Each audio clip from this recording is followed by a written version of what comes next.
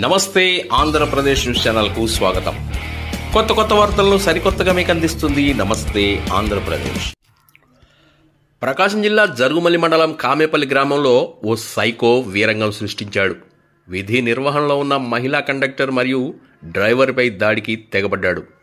వివరాల్లోకి వెళ్తే ఈరోజు అనగా నవంబర్ 15 శుక్రవారం నాడు జరుగుమల్లి మండలం కామేపల్లి గ్రామంలోని ఎన్టీఆర్ కూడలిలో విధి నిర్వహణలో ఉన్న ఆర్టీసీ మహిళా కండక్టర్ మరియు డ్రైవర్లపై దాడి చేసిన అదే గ్రామానికి చెందిన ప్రత్తిపాటి హరిబాబు అనే వ్యక్తి చికిత్స నిమిత్తం ప్రభుత్వ ఆసుపత్రికి వెళ్ళగా అక్కడ కూడా వీరంగం సృష్టించి సీసీ కెమెరాలను, ఫర్నిచర్ను, నేమ్ బోర్డులను ధ్వంసం చేసి బండబూతులు తిడుతూ భయానక వాతావరణాన్ని సృష్టించాడు.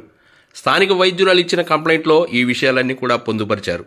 ఎంతమంది వారిస్తున్నా కూడా మహిళా కండక్టర్పై దూసుకుపోవడాన్ని చూస్తుంటే ఒక సైకో వీరంగం చేసినట్లుగా దృశ్యాలు కనిపిస్తున్నాయి.